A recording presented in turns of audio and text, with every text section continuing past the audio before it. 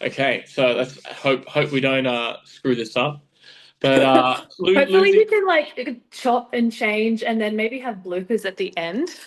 Oh, girl, I ain't that tech savvy. It's just like what you get is like what you get. No, Yeah, pay someone to do it. It would be funny. yeah. But yeah, losing our podcast virginity together, which is fantastic. Here we go. Yeah, PG rated, of course. Oh, I love it. You're coming back from your Byron glow, looking great. Thank you very much. How's Korea treating you? It's actually really good. It's a lot colder than I was expecting. It's a lot colder than last year, but I was here literally the same time last year, and I was very chuffed to see some cherry blossoms, which is pretty awesome. And I've got a lot of friends that are in Seoul, and I'm currently in Pyeongtaek, so kind of chilling out here. And then did my first round of skincare stuff. What did Um, you do? Oh my gosh, this is where we start. yeah. Oh my God. Um, I've always been kind of interested in Reduran, which is basically, from my understanding, it's a constituent of salmon DNA. Let's just skip the part where it actually comes from. But it's from a male salmon, so you can kind of guess. And Yeah. then I did that with microneedling Potenza, which is kind of for acne, and then Juvelook, which I think is more for like rejuvenation. So Love. Okay. How yeah, many mils of the Redurin did you have injected? Do you know? full face. So I think it was either 6 or 8 cc's. I'm not 100% sure. I think But they would have done 1 mil for this side and then 1 mil for this side. okay. So I was completely Yeah. wrong. Thank you. And when did you get it done? I got it done close to a month ago. So they recommended 3 cycles, 1 month apart, and then if you want to Mhm. like top up, you do it once every year. Yes. Okay. So I've also had it done recently. Oh, Yes, I didn't get the full face. I just went under eye. mhm. And I've done two. The first treatment was only 0.5 mil either side. And Okay. then it was 3 weeks later. They say 3 to 4 weeks later. Like your skin cycle is every 4 weeks, right? So around then is where you should get the second. And then I was like, let's ramp things up a little bit. And I got 1 mil, 1 mil. Yeah. Um, they say you don't see results instantly, which makes sense because the idea is they're trying to thicken the skin. Hmm. Right, and get rid of that sort of shadow that's created if you're looking a little bit hollow. And it can take like up to 3 months to see a difference. But what did you see any difference? Oh, well, straight away, my skin looked like I had like the mumps. Yeah. Oh yeah. Apart from looking like a Halloween costume, to be honest, this is gonna probably be partly because I haven't been eating the best. Like I've actually been breaking out more than I kind of do, and I don't really Yeah. break out that much anymore. So No. like, that's kind of surprised me. But also, I've been eating like complete dog crap because I love Korean food and I love Korean pastries. They do it like Oh. the whole cafe pastry scene really well. So I feel Mm. like it's my own fault rather than the actual treatment itself. So it'll be interesting to see what happens this next time. So the second round, I'll probably give a more accurate kind of answer on that question. Yeah. Yeah, love. Your skin looks pretty good from what I can see. Yes, that's why I'm like half a meter away from the phone. Yeah. Give us a little close up. No, it's just like this might be easier. I definitely just get like a couple around. This is what your T zone, so like around the middle Yeah. here, and then it's only on my left side. It's really odd. Because I roll around at night, so I sleep on both sides, but it's only my left side that seems to get Yeah. a little something something. It's okay. I mean, it keeps you humble. Adds character. Definitely character building. Yeah. Yeah, yeah, for sure. What doesn't kill you makes you stronger or gives you depression. I don't really know. Okay. Yeah. But if I can get my skin as glowing as your under eyes, then I'll be a happy chappy and I'll be set. Yes. Well, I do have a little bit of concealer on, not gonna lie. Mm. Um, but I've seen a little bit of brightness um in terms of difference. I probably need one more treatment. I've done two. I'll do a third in a few weeks' time. We'll see how we go. Do you think you would do the every year as well? Yes, Yeah. unless something else comes out that's going to be more beneficial. But I always steer away from the like artificial treatments. Like I don't have any filler. I don't rate it. I mean, I can see what it does, but I don't want that crap inside me. So Yeah. anything natural that comes out, like I've done PRP as well. Have you? I've done it on my joints, but I remember you did a facial one. Yeah, yeah, yeah. Yes. So again, that's your own plasma. Like they draw your blood, spin it, and then inject the plasma back into your face. Stuff like that, I'm all for. Yeah. So if anything else comes out in the next couple of years that, yeah, is better, then that's where I'll be heading. Okay, okay. I'm sure they can find another animal to jack off. Sure. Oh my gosh. Okay, yeah. On that note, so the obviously we put a post out quite a while ago, We and did. kind of asking about any questions that were kind of general or kind of related to health and fitness. I had a lot of direct messages, but basically, question number one, I think, kind of for you was like favorite foods, and then maybe like healthier options that you can kind of cater around that as well. Being Yeah. obviously a fantastic chef that you are, and a great trainer. What would you kind of recommend for yourself, and then maybe for clients who've had like some kind of top favorites of what you kind of give out? Yeah. So for those of you who don't know, I am a personal trainer. I'm also a qualified chef. I studied and worked as a chef for 5 years before I did PT, and now I cook for about 15 to 20 clients as a personal chef and just tailor meals to their taste buds. Just a little intro, just No, in I should case. have done that. I should have done that for It's sure. And so obviously, fine. how you obviously worked internationally as well as a chef. I think that's pretty I awesome. did. Yeah, thank you. It was fun, but being a chef's hard, hey. Like the hours are not it. The lifestyle was not really giving. Um, and so I just figured out a better way to earn a living and still help people. But yes, back to your question. Favorite food? Okay, I love a burger. How do you feel about burgers? I had a lot of mates kind of just out of high school who I think went through a big phase of loving burgers. Mm, I've probably only more recently started to enjoy them, but like I'm a bit of a dirty dog. I'm pretty happy with like a Big Mac. I feel like complete like rubbish after it, but mm, that 1 minute of instant gratification for me is worth a day of feeling like a piece of crap. yeah, no. Look, I feel like many people could relate to that. So I'm glad that you've been honest. You've said this because we can work around this now. So, if, say, someone's favorite meal was a Big Mac, a healthier option would be if you're not wanting to cook it, Mm. to create your own burger, go to somewhere like Char Grill Charlie's. They make one of my favorite burgers with grilled chicken. What else is in there? Lettuce, Yeah. tomato, mayonnaise, bacon, pineapple, and a slice of cheese. Now, Uh-huh. all those ingredients aren't incredible for your health, but the grilled chicken versus whatever the meat is that isn't probably meat used in a Big Mac is going to be a lot better for you, Yeah, right? yeah, yeah. I would agree. I'd agree. I also like when you were kind of explaining, you were looking up whether it was trying to just remember or was the nostalgia of recently eating one. I did recently on it was on Monday. It was the Uh, best day of my life. yeah, I love that. I love that. Most people might beg to differ on about a Monday, but yeah. And then also we've kind of talked about from a recipe point of view, maybe a caramelized onion turkey burger. Oh yeah, I love caramelized onion turkey burger.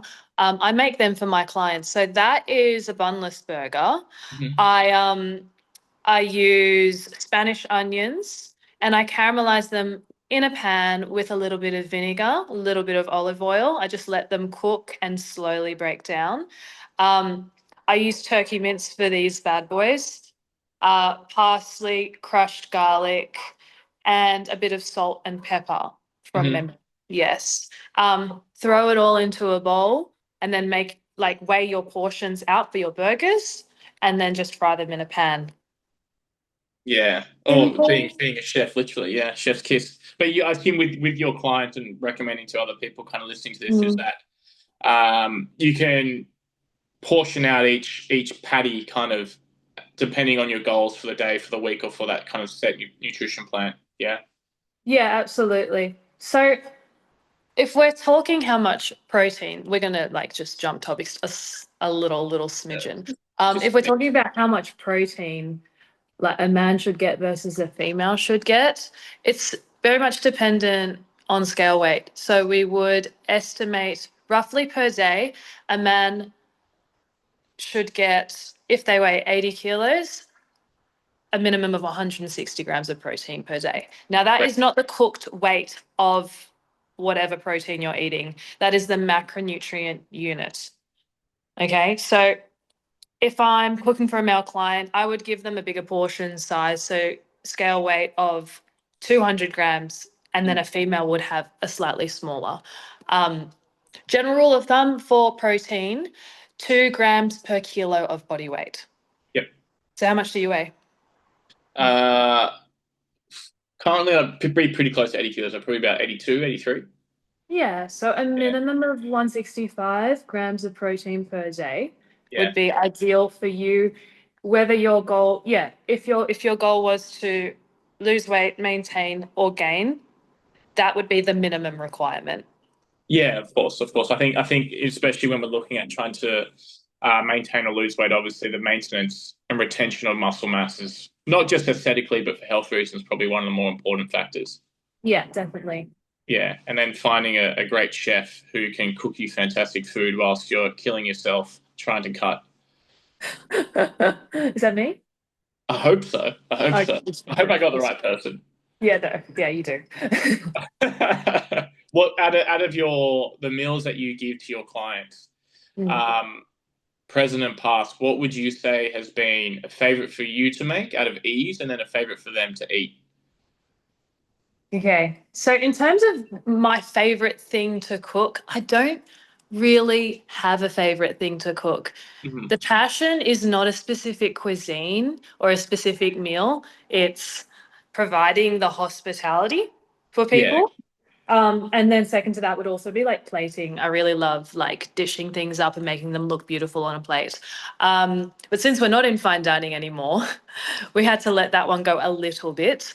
yep. Um, but a fan favorite, like I'm some sort of celebrity. Let's relax. Around the A thousands. Yeah. a client favorite is my slow cooked leg of lamb with risotto alla milanese, which is like a saffron risotto.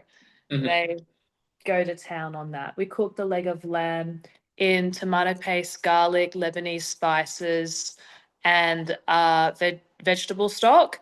And I let that braise in the oven for up to 6 hours. Wow. Pull it Okay. apart. It's falling off the bone. It's so easy to digest because it's been cooked for so long. And pairing that with a risotto, it's just such a hearty meal that everyone loves if they like lamb. Yeah, yeah. No, obviously very complete as well. And I guess, putting the training side to it, like obviously, proteins and carbs and fats, pretty good.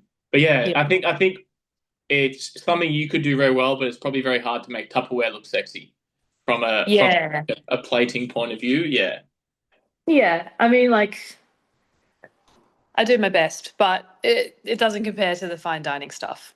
yeah, yeah. No, that's for sure. That's for sure. Mm. Another question we kind of had was like counting calories or exercising consistently. I think we can maybe break this into like, what do you think is more effective out of one or the other, and then obviously trying to put it together more holistically, which would be the most effective. Mm. How we can kind of look at that, especially if someone's kind of time poor. Mm. Like I would definitely say, obviously, depending on what your goals are, like counting calories for either way is probably the most effective thing, but it can be quite hard, and potentially in the modern one we live in, it's kind of confusing with all the apps. Obviously, if something's not packaged, how can we accurately count said calories for the meal? We Mm. don't all have a personalized chef because there are already 1,000 people trying to get to her, so there's a long queue. But yeah, and then exercise consistently for people who might have like pretty chaotic lifestyles, family, corporate job, etc. Like, how can we recommend maybe exercise is the best bang for your buck, and how to exercise within already what your lifestyle is? Yeah, effectively and tailored to Yeah, your lifestyle. yeah. Yeah. So, first question out of the thousand that you just asked me There's a was lot. You're what's smart more though. Was what's more important? Mm, Like basically training or nutrition when it comes to achieving any sort of body composition goal. Nutrition is definitely something that holds more weight in terms of importance mm, and should be monitored to some extent. Um, yeah, definitely. I ask my clients to track both more or less because both are very important. But if you had to choose one, I would definitely recommend creating some sort of plan around your eating that's going to help you achieve whatever goal you want to achieve. mm.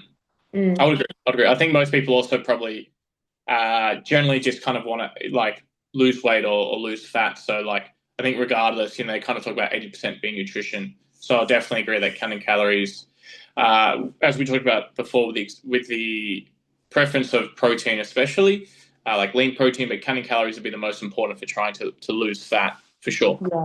Yeah, Yeah. 100%. Say the goal is fat loss or muscle gain, whatever the goal is actually, you need to monitor how much you eat versus how much you burn. So Mm, we're looking at manipulating that energy balance to achieve a desired outcome, right? So if we are consuming more than we are burning, we are in a calorie surplus and we will be gaining weight. If we are consuming the same that we are burning, we're going to maintain our scale weight, right? And then if we are consuming less than we are burning, we're in a deficit and we're able to lose fat, right? mm. Yeah, yeah. Very simply put. But yeah, generally some sort of plan around your nutrition is absolutely ideal to see those fat loss results. Yeah. No, And I that agree. doesn't need to be tracking your food. That can be you creating some sort of a meal plan that has you in a deficit of calories where you're consuming less than you're burning. Um, yeah, but I think people overplay tracking. I think they overcomplicate it as well. It really doesn't need to be that complex. It shouldn't take more than 5 minutes of your day. Yeah. Yeah. What do Yeah. you think? I would definitely say I think maybe once if you're initially getting into it, obviously it can be quite daunting because, for example, like if I go on my fitness pal and I might type in like kiwi fruit, like 10 different types of like numbers or possibilities come up for kiwi fruit. Or if I type in like grilled hamburger or Chuggle Charlie's hamburger, like 10 different options come up for the same burger. So I think it's kind of hard finding which might be the accurate one. So I kind of go for like, I don't go for the lowest, I don't go for the highest. I kind of go for somewhere in the middle or maybe closer Mm. to the higher side to be safe, especially Yeah. if my goal is wanting to try and lose fat or lose weight. Yeah. I would definitely agree with you, obviously, that some type of calorie counting or portion control is really, really important. I think Mm. where it gets over complicated when we're just talking about like fat loss is like low carb, keto, high carb, fasting, etc. Whereas if we're just putting that aside and looking at purely, hey, I'm trying to lose some weight, calorie counting, some type of portion control slash restriction is going to be really helpful. And for some Yeah. people, they find that in those other diet modifications. Yeah. Uh, yeah. But often those like trending diets, like the keto, the paleo, whatever it is, often those trending diets are not really sustainable or tailored to that person's lifestyle or tailored to that person's preferences. So I'm glad you touched on it because I think what's most important or what should be most important is establishing that deficit. And then how you feel those calories should come down to personal preference, Mm-hmm. keeping health in mind. Okay, if you favor a high fat, moderate protein diet, then okay, go for keto. If you don't, why would you put yourself through that? Yeah, I agree. I agree. Like staying in a calorie deficit can be difficult enough as it is. You don't need to make it more difficult.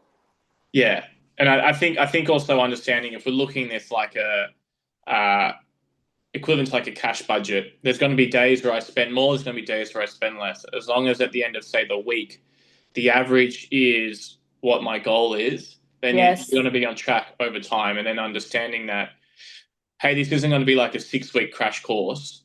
I'm trying to create a healthy lifestyle around this, Mm. so I can consistently see goals and understand that this is a lifestyle change and not just, hey, I want to get, shredded in a month for summer, because then you're Yeah, getting some pretty bad habits yo-yoing. absolutely. And you find Yeah. that a lot of people can achieve the results, but they can't keep them. Yeah. Yeah, of course. Of course. I'd agree. Well, that's Yeah. that's part of the reason why a lot of trainers have jobs. Yeah, Yeah. exactly.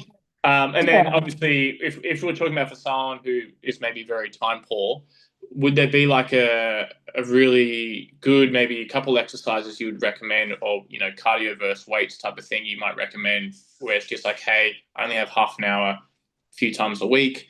I'm generally injury free, healthy, like fit. Like what can I do to like give myself the best My chance? body. Yes. So let's say this person has 30 minutes in their day, 3 times a week to exercise. I would be prioritizing weight training and then look at increasing their step count. In those weight sessions, I'd keep them full body for a 3-day training split. Full body is going to give you the most bang for your buck. Yep. And I would stick to compound movements. So the bigger movements, the squats, the deadlifts, if you're able and you know how to, the bench press, the hip thrust, the shoulder press, all of those, rather than spending 30 minutes like training arms or like calves specifically.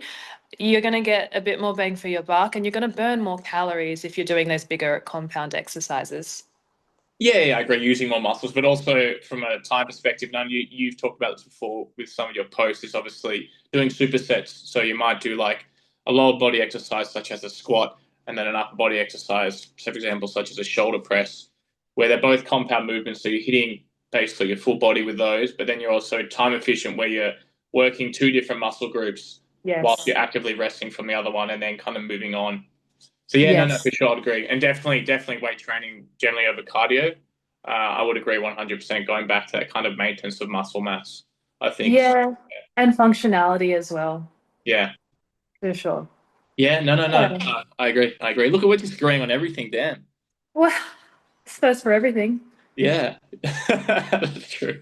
Would you say, in terms of obviously trying to increase one step count, if they don't really have time to actively go for a walk. Like, I always kind of say like little things like if you're able to on the phone, can you kind of walk around? If you have kids, just kind of playing with your kids after work if possible.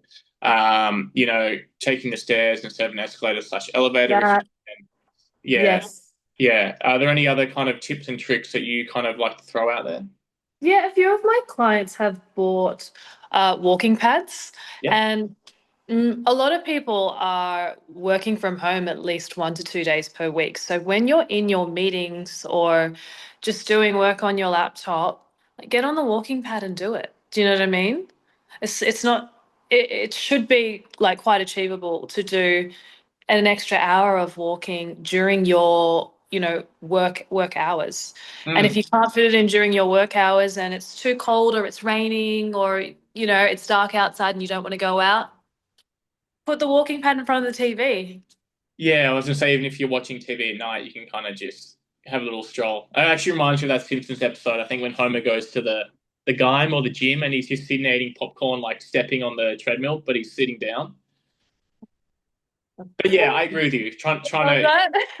Trying to eliminate, I guess, excuses, and I guess to a degree habit stacking. So like if I'm doing a meeting, I already have to be there and do that. Can I do that whilst walking? Or if I'm have 30 minutes a night where I watch TV, say with my friend or partner, whoever I live with, can I do that whilst I'm walking to kind of Yes. not add to your schedule already, but just kind of Kill work it two in there. birds with one stone. Yeah, Yeah. yeah, So yeah. you still want your TV time? Perfect. Walking pad, TV time, two birds, one stone. Mm, I Do you like know it. what I mean? I think if your goal is a priority, you're going to make it work.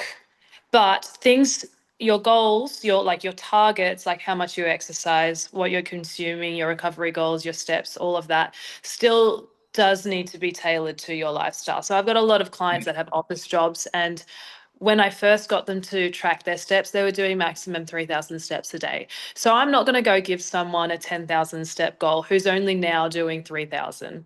Yeah, Yeah, yeah. I think 20,000 would be more applicable. You're right. absolutely.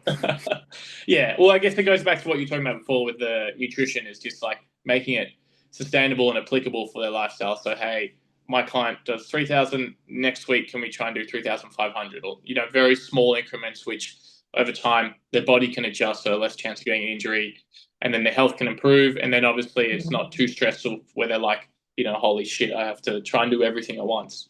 Yes, I'd never give clients unrealistic goals that are going to overwhelm them. We want to slowly build on the habits to create that desired lifestyle. Yeah, of course, of course. No, no, 100%. And then something I have no clue about, but you mentioned kind of off camera that a lot of your clients are female. So like training around your cycle, how will we go about that? Okay. A lot of my clients that struggle when it's that time of the month, I do program deload weeks where they're lifting a little bit less than other weeks in the program. That often really helps them. And it's good because their first, second, third they're slowly progressing in their weights. And then when they get to that fourth week where their cycle starts, we drop the weights and they still feel like they're doing something. They still feel like they're achieving and heading towards their goals, but they're not killing themselves in the process. Yeah, yeah, no, of course. And like for someone who might have quite a painful uh, period when it comes, and like trying to emphasize obviously the importance of that deload, like Mm. how could you go about maybe explaining it to somebody who's like, hey, I feel like I really need to go to the gym, but like I'm also dying inside. Like, do I really need to do this deload? And then why is it beneficial that I do it? Yeah. Well, look, most people are not training 7 days a week. So I would strongly suggest that females or anyone really listen to their body. And if they're in a lot of pain, maybe going for a walk is going to be better than, deadlifting or hip thrusting or trying to do that deload workout that day. Try and, when you are on your period, try and schedule your workouts around it. And if there's a day where you absolutely can't see yourself going to the gym because you're really low in energy or in a lot of pain, just move it to the next day, right? Most people are training like 4 to 5 days per week. So you've got some wiggle room there. Yeah, and I guess it's kind of the same thing with the diet. It's kind of that long run consistency, which will help you get your goal rather than stressing out about shifting a day or taking a day off, and then also understanding the importance of actually growing muscle takes rest. So like if I'm having a really crap week or a couple crap days, like hey, I can take this as a rest period because I know I train hard before that and then after that. Yes, definitely. We can talk about like the basics of protein synthesis, which is gaining muscle. So in the gym, we're breaking down those muscle fibers, right? Mm. When we're not in the gym, they are slowly repairing and rebuilding. If you don't take enough rest in between your workouts, or if you don't prioritize recovery in general, and you're not seeing much muscle gain or much results, then that is most likely why, because you're not resting enough. Yeah, yeah, I agree. You're kind of you're beating yourself too much constantly. Yeah. Yeah. I don't No, no. understand those I don't understand the people that, do cardio in the morning and then weights in the evening and they have a 9 to 5 job and they have a family. I'm like, bro, you don't need to do that much. Yeah, well, that's that whole 75 hard thing, isn't it? Where they do twice a day regardless. Yeah. I don't know. It's the extreme approach that gets me every time. Like it's okay, it's great to achieve something and to set goals and like, to reach them, but how tailored is that to your lifestyle? Yeah. Like, we don't need to go hard for 75 days or just like an extended period of time so that we burn out and then revert to our old habits and then maybe do it again in a month's time out of guilt. Yeah. No, no, I agree. Well, that kind of goes back to those what 6 week like gym diet nutrition plans that are like basically 6 weeks of killing yourself, and then you just Mm. go back to what you were doing before. Or I remember when I was in high school, I was just saying I used to train when I was in high school. I think I used to train like do 13 sessions a week. Yeah, I used to do cardio or like, core and stability stuff like in the mornings, and then every Mm. afternoon I'd do some type of weight training or cardio as well. So it was pretty chaotic. No wonder no wonder one of the reasons why my joints are so screwed. Yeah. Yeah. And were you training for a sport or just No, I training? just loved it. I still do. I have to like monitor myself to push back, but I just have always really enjoyed it, and it's probably more of a masochist thing, but you just enjoy demolishing your soul. Yeah. I think a lot of people train out of like guilt or, not because they love their body and want to treat it like temple and really nurture it and take care of it. A lot of people just want to smash themselves. Yeah, yeah. I think also just with the world we live in, and I know ironically this is going to be on social media, but with social media and stuff, it's like you see posts, and I don't really like the general message of them. It's like, hey, if I eat a cookie, here's how much I have to run to burn that cookie off.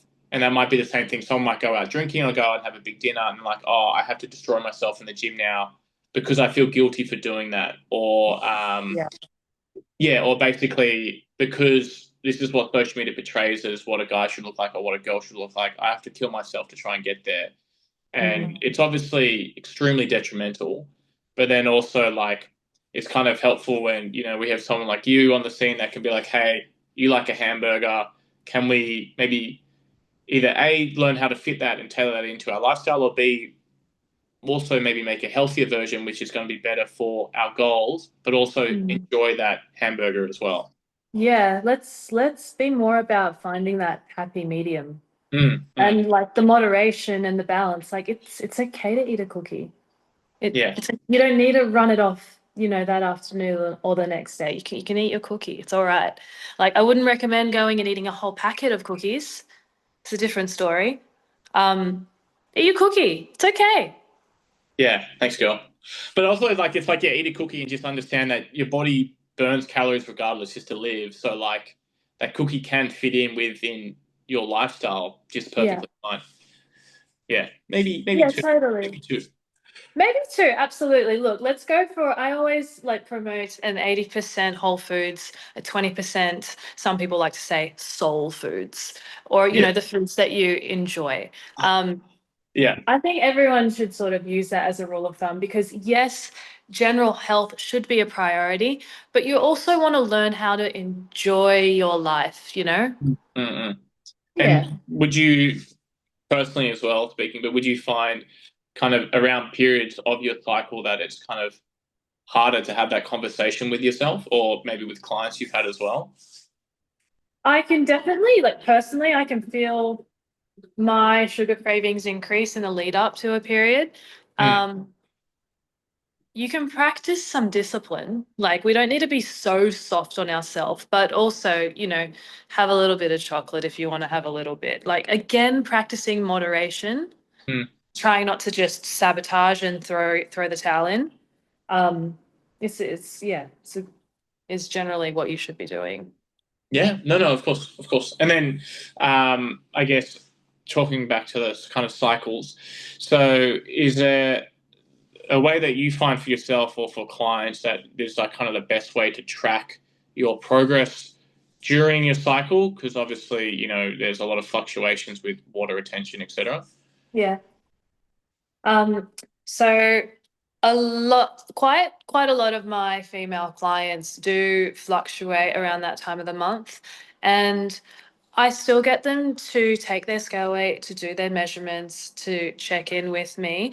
A lot of them are like, "Oh, I've got my period, this week. I don't want to do my check-in," because they are scared of the results that they're going to see.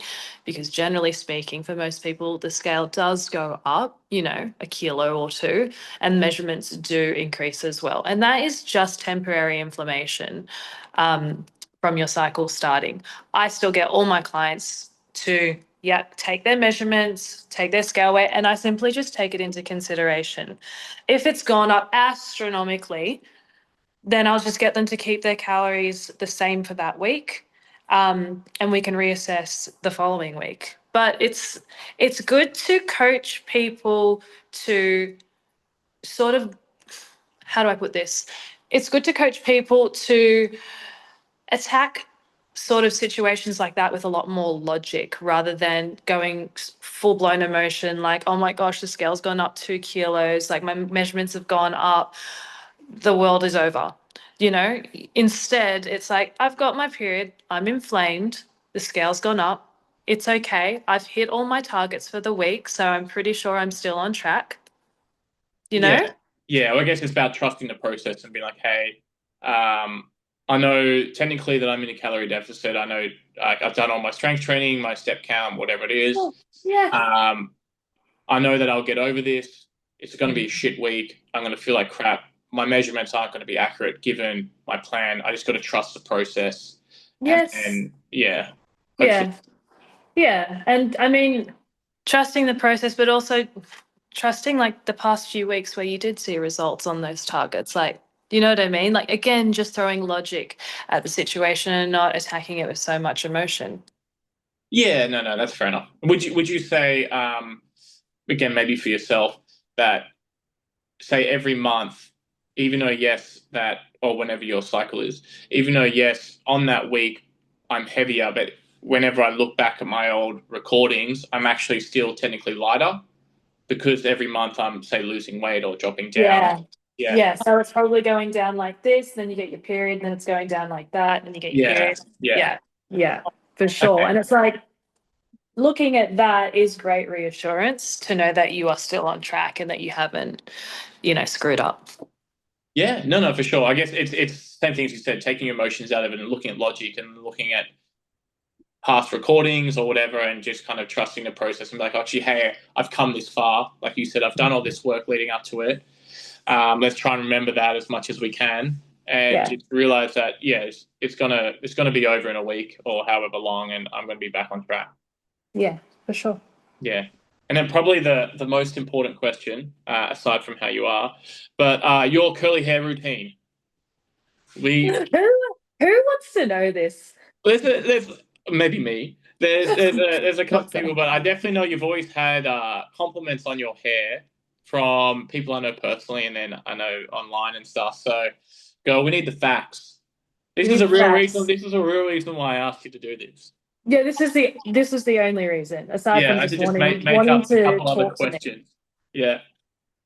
Okay, so where to begin? Okay, so I've washed my hair. I'll generally put a hydrating mask in and leave that in overnight. I Mhm. like to use a brand called Illumi. Okay. Um, it's really good. It's got a lot of like collagen and stuff in there. And it just helps hydrate. And once I've had that mask in for like a minimum of 2, 3 hours, um, generally I leave it in overnight, then I will rinse it out. I'll condition my hair. I'll leave the conditioner in. And when I condition, I also just like run my fingers through my hair. I don't ever brush my hair. Yeah. Um, Same. yeah, because if you brush curls, especially when they're dry, you're just gonna go all fuzzy and you're gonna look like Hagrid, which I tend to Yeah. do on day 5 anyway. So run my fingers through my hair with the conditioner in my hair. I'll leave the conditioner in, I'll step out of the shower, and then I will section my hair. Now, I used to work from the bottom and make my way all the way up to the top in small sections. Now, I don't have time for that. So Mm. I'll section maybe like this much and I'll put it up, pack it away. And then I'll use a product on the bottom half of my hair and again run my fingers through it. Um, the name of the product, that's a great question.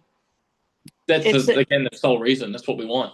Yeah, I'm really bad with names, but it's a thicker product. It's a thicker cream that because my curls on the bottom are very tight.